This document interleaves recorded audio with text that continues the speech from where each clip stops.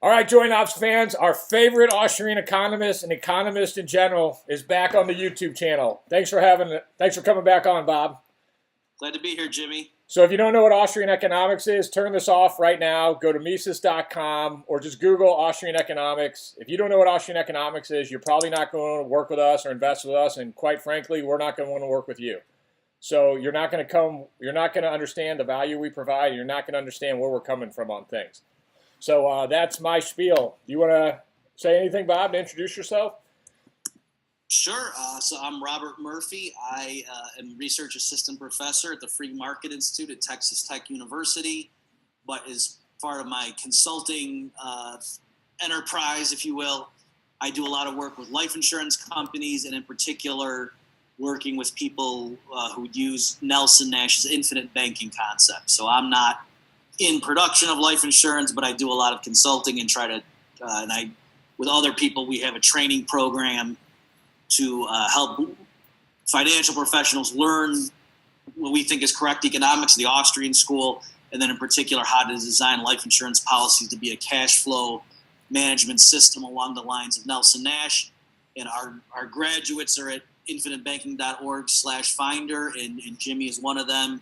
And so that's why I'm happy to do podcasts like this, to talk to his crowd. And so the way me and Bob hooked up is I had listened to Bob and Tom Woods' podcast for probably 2 years, Contra Krugman, and I was familiar with that Austrian economics.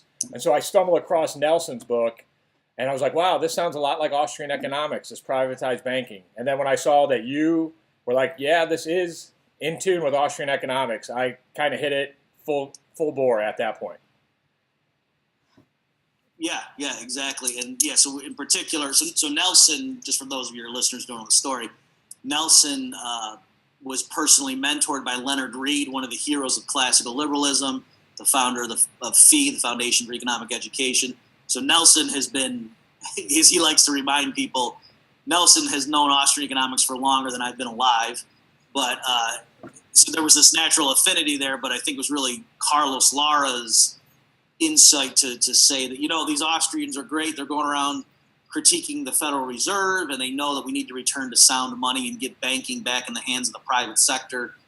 But the college professor type Austrian economists who are just, on a college campus writing books, lecturing students, their real solution was just one of education, which of course is important. But a lot of people, I think, kind of throw up their hands and say, well, gee, that's going to take forever to try to change public opinion. So they kind of tune it out because it's depressing. And then Carlos was the one that said, hey, this IBC strategy, this allows business owners and households to secede from the system of, commercial banks, Wall Street, and get into the relative safety of life insurance. And you can do it right away. Right. So that's where you're calling it privatized banking. That's what Carlos meant by that phrase. So in his mind, it was like IBC was like implementing Austrian economics. And then my frustration with the Austrians was get educated and then buy gold and silver. And gold and silver doesn't cash flow, and it's not going to get you out of your job. And so when I saw Carlos come around with life insurance, I was like, oh, like this is a step in the right direction. Let's investigate. And so enough about that background. I have an extraneous knowledge of history because I listened to too many podcasts and audiobooks. And I've read too many of Kiyosaki's book, but he always talks about this schism in American history when we got taken off the gold standard. And for whatever reason, this made Wall Street go bananas. And I kind of never understood it. I do understand it now. But I was just like, before Wall Street went bonkers, what did people invest in? And my gut, from what I knew from podcasts and history and books, was, wow, I bet you they invested in real estate and life insurance. So I called my favorite economist, and I said, hey, Bob, can you get a grad student to investigate this and see if I'm full of crap or not? And you said? I said, we certainly can get into that because you're right. That's something I wanted to know more about as well. There's passing references that Mises makes. So for your listeners, Ludwig von Mises is one of the giants of the Austrian School of Economics. And in his magnum opus, Human Action, which I had read several times, he has some passing references to the fact that, back in the early 20th century, households used to save by buying savings, investing in savings accounts with banks, buying bonds, and buying life insurance. And at the time, when I before I really understood how life insurance worked, I just thought everything was term policies. That didn't even stick. And then later, after I learned about IBC and learned how permanent life insurance works, I realized what Mises was talking about. And so you're right. I wanted to flesh that out. I wanted to go look at the numbers. So yes, we've got just some preliminary results right now that I'm happy to share what we found so far with you and your listeners. So what we were doing is we started out with the Statistical Abstract of the United States. They had a lot of different data series in the U.S. Census. And so some of this stuff, it goes way back and it's different categories. So the one I'm looking at right now, it's components of individual saving. Okay. And so this series, these numbers taken with a grain of salt, especially the older the stuff gets, or they're calling it personal saving by major components. And so what you do, there's broken up into things, and the categories that I was looking at were residential non-farm construction, and then banks, both commercial and savings deposits, and life insurance reserves.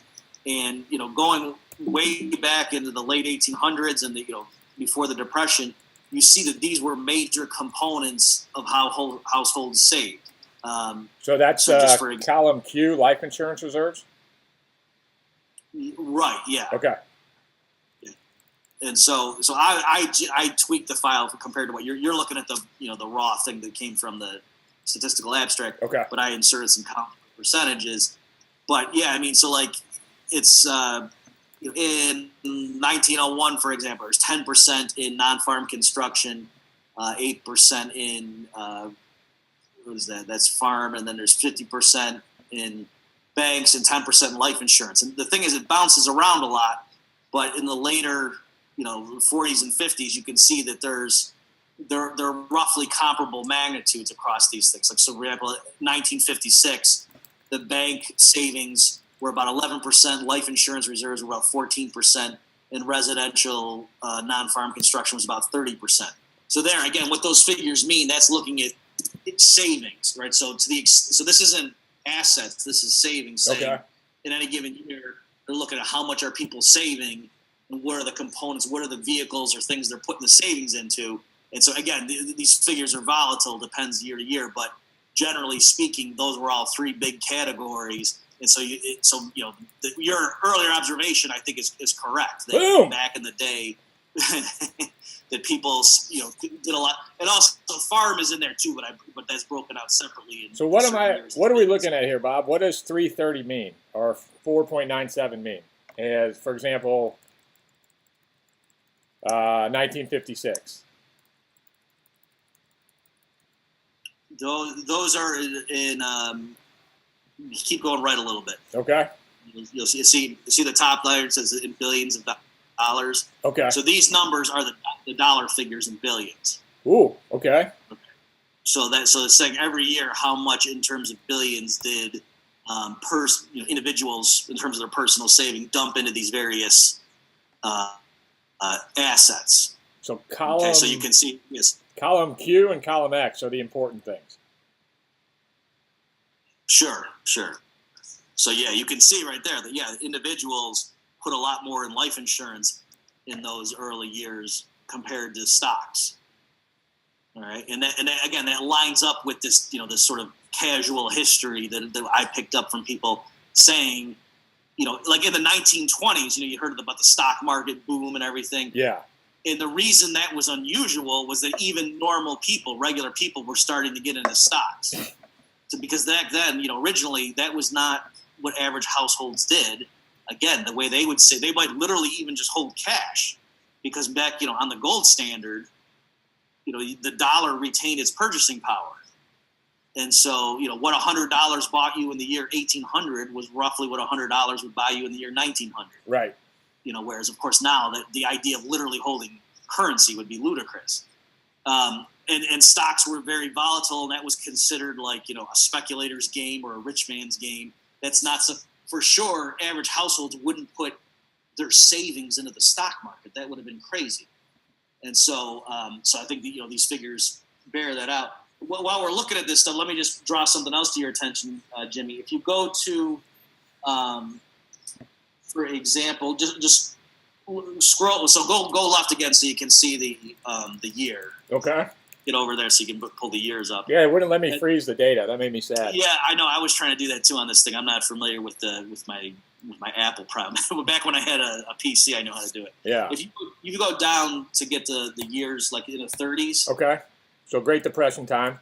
Yeah, so you can see that some of these numbers are real negative in some of those columns. Like the real estate ones are negative, and the bank ones are negative as well. If you remember which columns those were. Yep. And so we got 19. We'll go to the crash. 1929. Remember 37 for me. And luckily, the people who watch this channel expect this type of behavior out of me, so I don't feel that bad. So let's check out the so Q and X are the most important things in this discussion. Right, and also L. Let's keep track of L, commercial bank deposits. All right, L, Q, and X. Yeah. So now, if you go down 30. Did I say 39? Yep. L. Yes. Yeah. So you see those negative numbers there with the L, especially if you go up a little bit. See that? Yeah. So you might. So what is that? What was the L? Is that the bank deposits? Yeah, that's commercial bank. Okay, that's negatives are bad. So why why are these negative? There, it's showing a massive amount of dis-saving. That's what negative numbers mean for personal saving, and that's showing all the commercial bank failures. Okay. Right? There were thousands of commercial banks that failed because of the bank runs in the early 30s. Because of fractional reserve banking. Yep. And what was it? Which one was the stock market? I got mixed up myself. So stocks was X. Okay. And Q was life insurance reserve. Right. So if you look at the Qs there, you see that there's no negative numbers. And so that was one of the points I went. I think also the real estate one, there were negatives around that point. Right. So it's just, it's a common point, but it was just nice to see that in the data that it was showing, in terms of individuals, their saving, that the way the statistics popped up, it showed that in the early 30s, there was negative saving in the component of the bank sector, whereas life insurance was always positive. Because again, it was, as and I've written on this, people their bank deposits would just disappear on them because the fractional reserve. So the bank fails.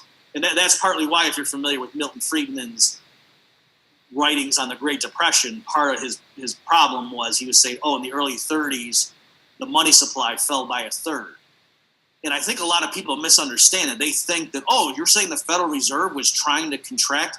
No, they weren't. The Fed was pumping in money from its end of the fire hose, but it's just because commercial banks were failing so much, there was a literal sense in which the total amount of money that people thought they held was shrinking.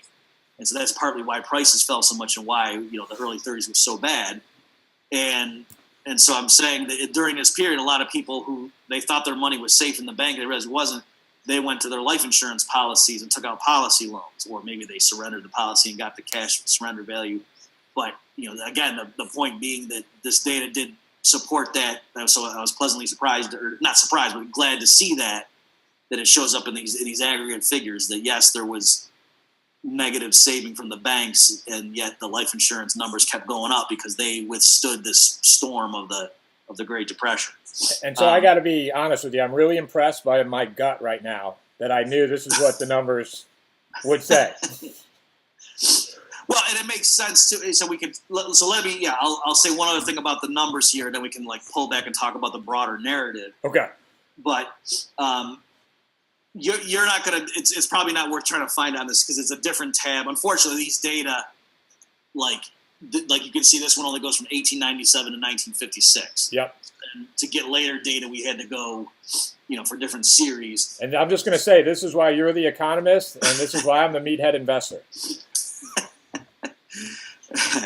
Well, what happens is by so for example, in 1956, I just had grabbed that one. Okay. The component of life insurance reserves was 14%. And the residential was about 30. Residential non-farm construction was about 30%. But then by 1988, just grabbing, that was like the later of a series that I found. Yeah. Life insurance reserves were down to 6%. Gotcha. Okay? And the owner-occupied homes, so that's not the exact same category. Yeah. But it was a whopping 113% of personal saving. And so what's going on there? That's just showing you, again, this isn't balance sheet. This is saying for any given year of total savings by individuals, what proportion goes where. And so it's just showing that the amount that individuals out of their savings in the year 1988 devoted to life insurance from 1956 to 88, that had dropped from 14% down to 6%. Yep. Whereas the amount they were pumping into residential construction, again, the categories were a little bit different, but it had jumped a lot more.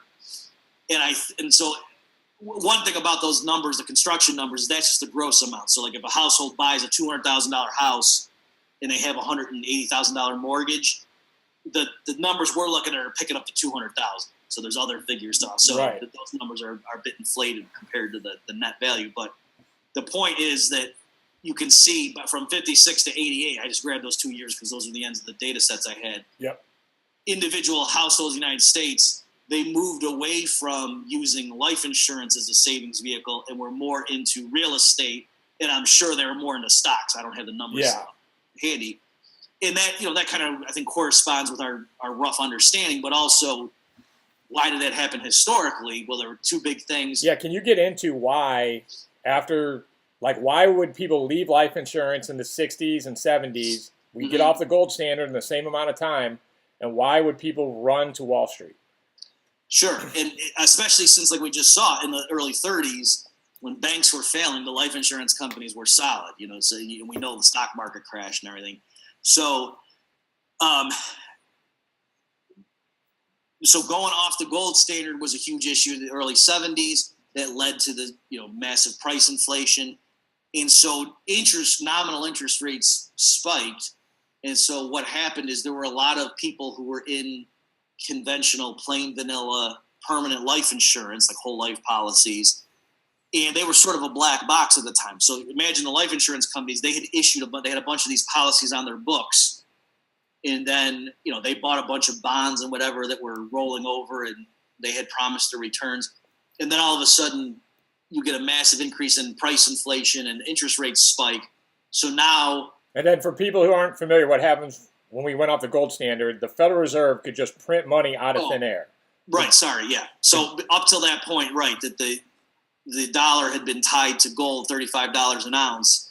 So you could back before FDR, before 1933, anybody who had dollars could turn them in. At that point, it was $20.67 an ounce. Right? So anybody who had $20.67 worth of U.S. currency had the legal right to turn it in somewhere and get an ounce of gold. Yes. So yes, the government inflated, like during World War I, they printed a bunch of money and but they knew they couldn't get too out of hand. And in fact, after World War I, the prices came down. They popped the bubble because they knew we have to give this. If they printed too many dollars, they'd run out of gold because everybody would just turn the dollar. So that's kind of what kept governments honest back before World War I. There was the golden era, no pun intended, of the classical gold standard, where all the major currencies, the pound and the lira and the French franc and so forth and the U.S. dollar were all tied to different, amounts of gold. So it was like a global currency. And, trade was very easy. Merchants didn't have to worry about currencies moving on them because everybody was tied to gold. So you knew what your currency was worth. The dollar and franc never moved much against each other so long as the governments were tied to gold. Right. And now we have one centralized bureaucrat or group of bureaucrats who now say, the interest rate should be this, and it's Hayek's fatal conceit. The fact that somebody thinks one group of bureaucrats can make decisions for millions of people, when you just say it on its surface, it's asinine. Oh, sure. Yeah, it's incredible hubris. And what's weird, too, is, I'm sure you've noticed this, Jimmy, that there's a lot of economists who are otherwise really free market people. And, the idea of a bunch of government bureaucrats setting the price of a barrel of crude oil, they'd say, that's crazy. That's central planning. but yet they have no problem with the Fed existing and a bunch of government experts setting interest rates. Right. Like they don't see the disconnect there. So, and you need to Google, if you're curious on this, you need to Google, if you just Google Austrian business cycle theory, find Murray Rothbard's discussion on this, and it'll be crystal clear. I don't think I could do justice to explain it. Okay. Also, by the way, I mean, so what you said is fine. Also, if people go to laramurphy.com, so LARA-Murphy.com, it's the site I do with Carlos Lar. We have like an FAQ section where, what's Austrian economics, what's the business cycle. So we give real quick intros and we give links to more reading if people want to, do a soft introduction. But so anyways, to go back to what we're saying, Nixon formally ends the gold standard. As of the early 1970s, other central banks at least could still turn in dollars for gold. And then Nixon famously closed, they call it closing the gold window. He severed even that last tie. So at that point, the only thing restraining the U.S. printing press was just, policymakers saying, well, if we print too much, price inflation will be too high and people will be mad. But there was no legal limit on what they could do. It was a It's whim. not a coincidence that's when we had stagflation, was right after they made that move. It's just the whim of the bureaucrats, constrain money printing. And I don't trust bureaucrats, so I definitely don't want to live off their whims. Right. So as far as, what happened with life insurance, the companies they're sitting here with bonds that were issued before that move, so interest rates were modest, the returns on them were modest, and they had promised contractual things to their customers. And now all of a sudden we shift into a very volatile, high inflation environment. And so people who are, getting into new investments at that point could earn a much better rate of return just because everybody had adjusted for the fact that, oh my gosh, prices are rising 10% a year, or whatever the number was. Well, I wish I had a chart, but let's say there was $1 million chasing all the assets in the economy, right? And what year did he close the gold window? 71. Okay, so we got $1 million chasing all the goods in the economy. And then by 72, let's say we're having $1.5 million chasing the same amount of goods. This is just an example. It doesn't happen like this in real life. But if you have more money chasing the same amount of goods, it only makes sense that all those assets inside the economy will rise, right? Right. And so everybody on Wall Street could say, look, this security is rising in value. Rising in value to what? No one asked, no one said. But it was rising in value to what? To the U.S. dollar, but there was more dollars out there chasing that. So what is it called when did it really rise in value? Compared to what? Isn't there an economic term for that? Are you talking about like real versus nominal, or? Yeah. What does nominal mean? So nominal means just like the dollar figures, and real means you're adjusting for the price level. Right. So so you could say, oh, people in Zimbabwe, their salary went from making $10 an hour to making $1,000 an hour, but they're not actually richer because bread went from being $1 to being $500, that kind of stuff. Right. So the nominal price raise and the nominal price of bread went up, but the actual price of bread really did not. Right. Or your purchasing power of your wages. Yeah. Yeah. So you're exactly right that when all this new money starts hitting financial assets in the 70s, they start going up in price. So at that point, getting into things like land and stocks or whatever, they were much better what would be called inflation hedges, and also the precious metals. The gold skyrockets. And so you look like a sucker if you were just holding a fixed dollar-denominated asset like a life insurance policy that had been issued in 1965. Or your coffee can, or your mattress, money, or your savings account. Right. Yeah. Right. So that's, and the other major innovation was the rise of like a no-load mutual fund. So now it wasn't that individual households had to investigate different companies and know, oh, this stock, I think they're going to have a good quarter. And so it was just more like, I broadly want to be in the stock market. That became more feasible for average households, by the late 70s. So that, I think, partly helped explains this shift out of, this pattern that we noted historically where households used to do a lot of savings in the form of permanent life insurance. And now a lot of people don't even know that's an issue, like an option. They just never even heard of that. And again, this shift, what in the 1920s was unusual for regular people to be dabbling in Wall Street. Nowadays, everybody thinks, oh yeah, you have to have your retirement fund in equities or else you're going to get left behind. Yep. saying that's largely a result of the, taking the dollar off gold, and how now it's like, oh, you have to have your portfolio heavily concentrated in stuff that responds to inflation. That's the thinking. Right, and so nominally they're showing a return, but in reality, it's highly suspicious if these securities are really going up in value. Well, there's that element, but also I think the volatility involved too. That I think some people are simply wrong when they just assume, oh yeah, over time the stock market, right? I mean, it's like, well, depends what you're starting. What's your data set like? Right. And to say that before the gold standard, that the data set corresponds to today, when they wouldn't let the pikers in back in the day, right? And now all the pikers are in, probably malinvesting. It's kind of an Austrian idea. It'll be a much worse crash because there's a bunch of people in there who don't know what they're doing. Right, and so again, it depends what your start and end date is. So what I just said, that's kind of like the standard history, and why if you talk to just a normal financial advisor, and you say, "Oh, I want to put all my money into bonds." He said, "What are you doing? You can't do that," especially if it's a young person. Yeah. No, you need growth. You got to put it in equities. And they have this idea that, in the long run, stocks will grow. And there's a theoretical reason why you would think that would be true. But nonetheless, historically, like I said, it's not obvious because you got to take into account these humongous market drops. Yeah. And so, in theory, if you're okay with your stocks dropping 40% in 1 year and you're willing to wait 20 years, maybe it all evens out or whatever. But a lot of people, they can't be that risky, that they can't afford to take a 40% hit right away. So anyway, I'm saying even on its own terms, it's not obvious to me that actually, especially when you take into account fees and stuff like that having your money in the stock market is all that safe, even if you're willing to let it sit there for 20 years. It's completely unsafe. I have 100 YouTube videos clearly showing that. The best thing you ever taught me was, I think it's on Lower Murphy somewhere, but you go through average rate of return. That you can show an 8% average rate of return and still end up with nothing. Can you tell people how they can see that? Is it still up on the site? You actually go through the numbers. Yeah, I know what you're talking about. But average rate of return is a complete crock of shit. Yeah, so I'm trying to remember. For sure, I had that in like a PowerPoint, a presentation I would do like at the IBC workshop. So you probably saw it there. Maybe we wrote it up somewhere. I don't know if I'll jot a note to myself. I don't know if I have that on the website. But it's basic math. It's not like calculus. It's very simple. Right. That mathematically average return is crap.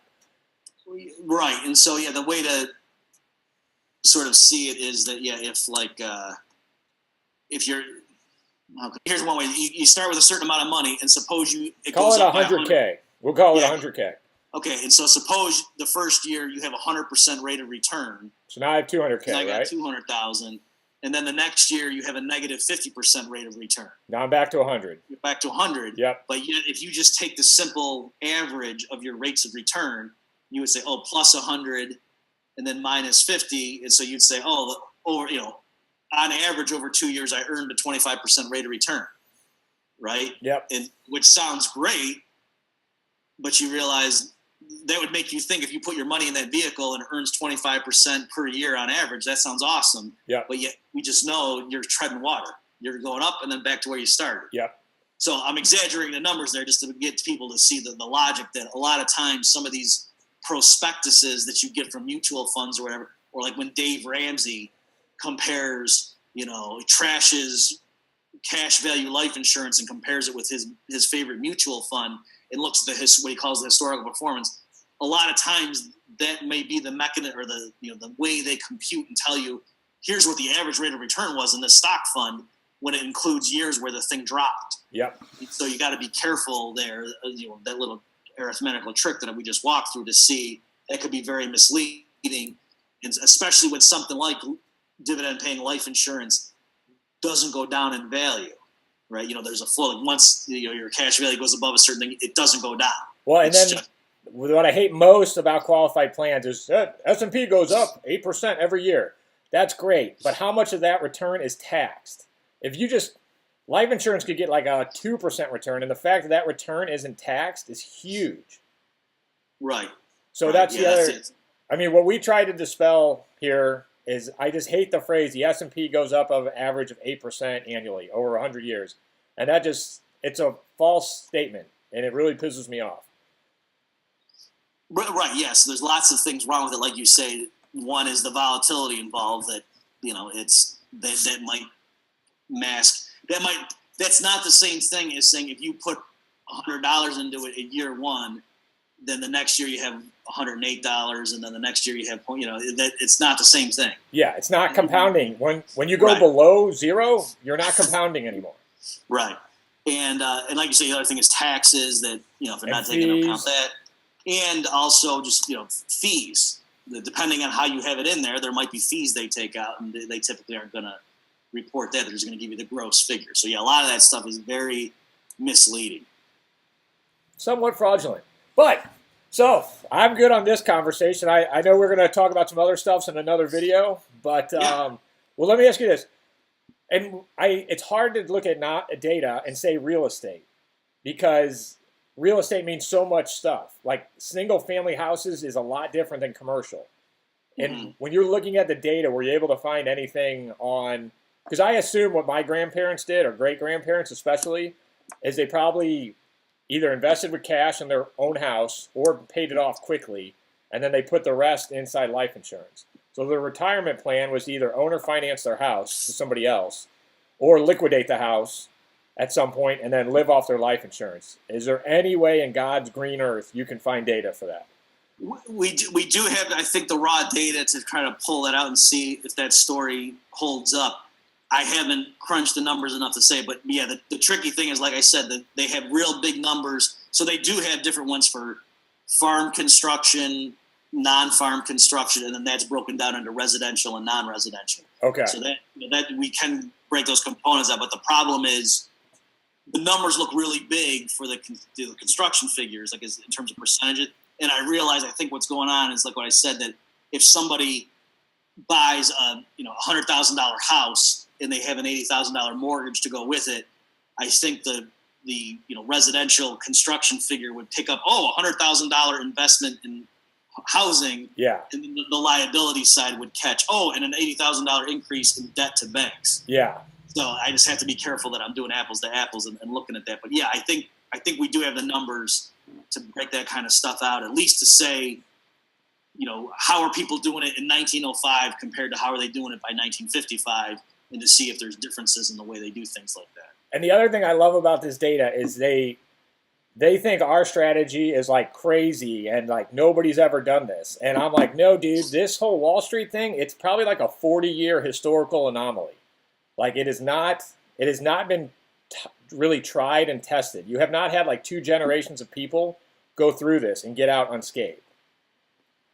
Yeah, I mean, it's every time they keep thinking they get it right, there's another blow up. So, I mean, the Federal Reserve, as you know, was created at the end of 1913, and its purpose was to prevent financial panics, to smooth out financial panics, right? And of course, then the Great Depression happens, and even economists will say, the Fed was responsible, or at least exacerbated the Great Depression. They differ as to what the Fed should have done, but they all agree the Fed screwed up. That's why it's like, okay, we fixed that. And then there's economists like Robert Lucas and others famously saying in the early 2000s, okay, we've solved the problem now. There's not going to be another major depression. We fixed that.